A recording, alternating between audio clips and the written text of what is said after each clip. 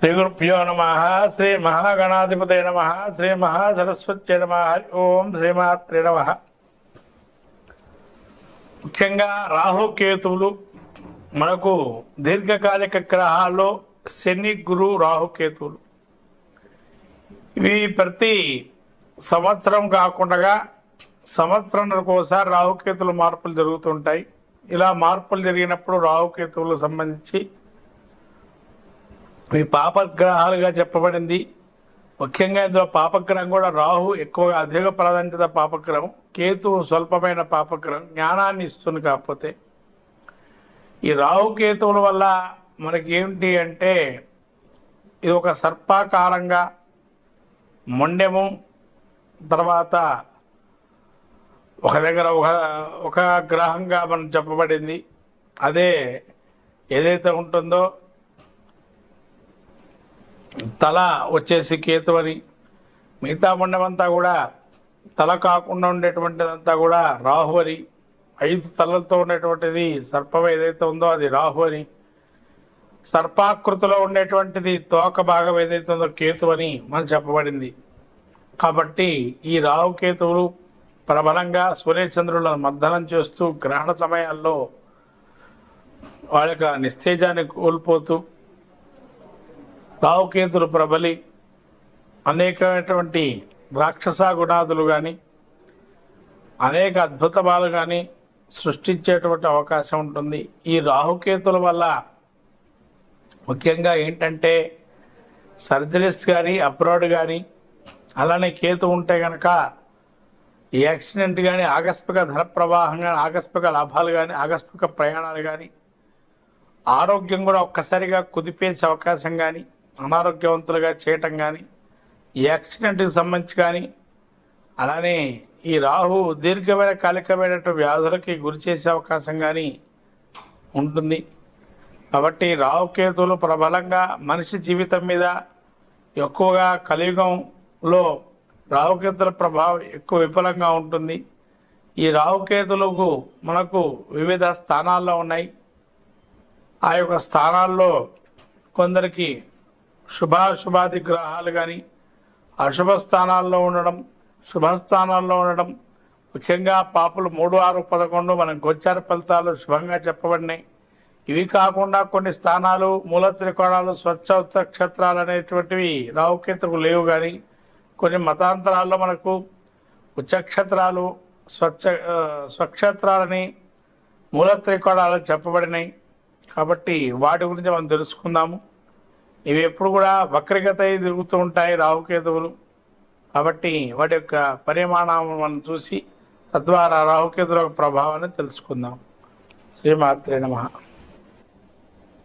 మకర రాశి వారికి రాహుకేతుల మార్పు వల్ల ఏ విధంగా ఉండబోతుంది మే 18 నుంచి చూసుకున్నట్లయితే, మకర రాశికి ద్వితీయ స్థానం రాహు, అష్టమ స్థానంలో కేతు సంచారం చేస్తున్నారు. ఈ యొక్క ముఖ్యంగా మకర రాశికి ద్వితీయ స్థానంలో సంచారం ఏదైతే జరుగుతుందో ఆ యొక్క రాహు ఏ విధంగా యోగిస్తున్నాడో అవయోగిస్తున్నాడో చూసినట్టయితే ముఖ్యంగా మనకి సౌభాగ్యం, భాగ్యం, ఆరోగ్యం, అర్ధలాభంచ యశస్కరం, పౌరుషం వార్తఘాతంచ వినోదం ధనస్థానోపణి. అంటే సౌభాగ్యాలు, ధనము లేదు అనుకుంటే ధనము రావటము, వివిధ రూపాల్లో ధనలాభం జరగటము, శరీర దాహృఢ్యం పెరగటము, కీర్తి ప్రతిష్టలు కలగటము, ప్రజల్లో పలుకుబడి రావటము, సర్వత్రా అనుకూలంగా ఉండటము, ఇవన్నీ కూడా మీకు రాహు యోగప్రదంగా ధనో భవేతు. మీ దగ్గర ధనము లేదు అనుకుంటే ఏదో విధంగా మీకు సానుకూలంగా మిమ్మల్ని ధనం అనుకూలమయ్యే అవకాశం ఉంది. అలానే అష్టమంలో మనకు కేతు సంచారం చేస్తున్నాడు. దేహ పీడిం మహక్లేశం చతుష్పాద మృగాభయం రాజకోపం ప్రయాణించ అష్టమస్థానోభని. శరీర పీడ అంటే నిత్యము ఏదో ఒక వ్యాధి, ఏదో ఒక శరీరంలో ఒక భాగము అనేక రకమైనటువంటి నొప్పులు రావటము, మనోవిచారము, మనస్సు ఏదో విచారణ, చింతన, లాంటివి కలుగుతూ ఉండటము. క్రూర జంతువులు అంటే ఏదైనా జంతువులు చూడంగానే భయం వస్తుంది, లేదా ఏదైనా గట్టిగా మాట్లాడిపోతే మనం ఎక్కడైనా ఏమన్నా అంటే అయ్యో ఎందుకు అన్నామా అనే భయం కూడా కలుగుతుంది. మళ్ళీ అట్లానే రాజదండనాది అనేక భయాలు ఉంటాయి. అంటే మనం మంచి చేసినా అది చెడుగా ఎదురవుతుందేమో అని ఒక భయం రావటం, లేతే న్యాయంగా ధర్మంగా మనం ఆలోచించినా అది కరెక్ట్ కాదు కదా, మనం ఏం చేస్తే కనుక అన్యాయంగా ఏదైనా భయపడుతున్నా అంటే అన్యాయంగా ఏం చేస్తే అది ఒక అన్యాయము, ధర్మం చేస్తే భయపడే అవకాశం ఉంటుందని అంటారు. కాబట్టి అలా పోతావేమో అని ఒక భయం అనేది మనస్సులో ఉంటుంది. తరచూ ప్రయాణం జరుగుతూ ఉంటుంది, ప్రయాణాలు చేస్తుంటారు, అటు ఇటు తిరుగుతుంటారు. కార్యాలన్నీ కూడా అన్నీ సఫలీకృతం అవుతాయి అనుకుంటాం, అక్కడ పోతే కార్యం కలగకుండా ఉంటుంది, అది ఇంకో విధంగా మారడం జరుగుతుంది. అనేక అశుభ ఫలితాలు అనేటువంటిది వచ్చే అవకాశం ఉంది. ఈ యొక్క కేతు అంటే ఆకస్మికమైనటువంటి ధనలాభాలు కలిగే అవకాశం ఉంటుంది. అది మాత్రం అష్టమ స్థానంలో కేతు సంచారం వేళ ఆకస్మిక ధనలాభాలు, ఆకస్మికమైనటువంటి లాభాలు అంటే తెలియకుండా కొన్ని లాభాలు వచ్చే అవకాశం ఉంటుంది. అది ఆ నెల అట్లా వచ్చి వెళ్ళిపోవటము, లేదా ఆ సమయం అట్లా అంటే సడన్గా డెసిషన్స్, సడన్గా అనుకోకుండా కొంత లాభాలు వచ్చే అవకాశం ఉంటుంది. అది కేతు కొంత యోగాన్ని ఇస్తున్నాడు, రాహు కూడా అవయోగాన్ని ఇస్తున్నాడు. కాబట్టి దుర్గాదేవి ఆరాధన, గ్రామదేవత ఆరాధన బాగా చేయాలి. కుంకుమార్చన చేయటం, నిమ్మకాయ దీపారం చేసుకోవటం, అలాగే దుర్గా సప్తశతి పారాయణం కానీ, దుర్గా సప్తశ్లోకి కానీ, ఖడ్గవాళ స్తోత్ర పాఠం కానీ చేసుకోవటం వల్ల మకర రాశి వారికి యోగప్రదంగా ఉంటుంది. మినపవడల్ని అమ్మవారికి నైవేద్యంగా పెట్టి 10 మందికి భోజనం పెట్టడం, ప్రతి ఆదివారం కాలభైరుడికి మినపగారలు దండ వేసి ఆహారంగా అది పెట్టడం వల్ల నల్లటి కుక్కలకి చాలా విశేషంగా కాలభైరవ అనుగ్రహం కలుగుతుంది. శ్రీమాత్రేణ. ఇంట్లో అవకాశం ఉంటే హోమం, నవగ్రహ హోమం కానీ, అట్లానే ధాన్యదాలు ఇవ్వటం కానీ ఇచ్చేయటం వల్ల కూడా మంచి ఫలితాలు ఉంటాయి. మినప గారల్ని కానీ ప్రతి శనివారం కూడా ఆకు పూజ ఆంజనేయ స్వామి చేసుకోవడం వల్ల మంచి ఫలితాలు ఉంటాయి. ఈ యొక్క తేనె నైవేద్యంగా పెట్టడము, ఆ తేనెని లేదా తాటి బెల్లంలాగా అవి ఏవైతే ఉంటాయో వాటి నైవేద్యంగా పెట్టి అవి మనకు ఆవుకు కానీ మిగతా వాటికి ఆహార దానంగా పెడితే కనుక ఆకుకూరలు లాంటివి చాలా మంచి విషయాలు, మంచి అయినటువంటి కొన్ని మంచి మంచి ఫలితాలు కలిగే అవకాశం ఉంటుంది మీన రాశి వారికి. మొత్తం మీద 12 రాశుల వారికి రాహుకేతు భ్రమణం అనేటువంటిది చాలా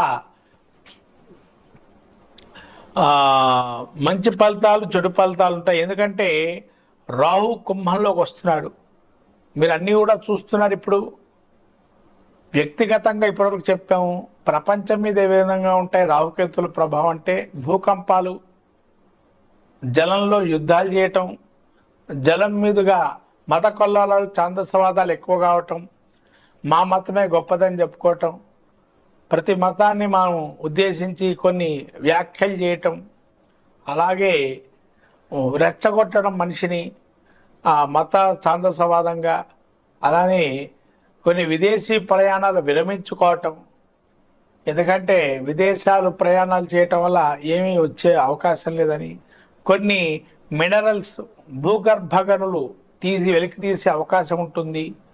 అలానే ఈ రాహుకేతులు సమయంలో ధార్మిక సంస్థలు ఎక్కువ కావటం, ముసుగు దొంగలు ఎక్కువ ఉండటం. ముసుగు దొంగలంటే మోసపూరితమైన ఆలోచనలు లేయడం, అంటే సైబర్ సెక్యూరిటీ ఏదైతే ఉంటుందో అలా ధన నష్టం కావటం.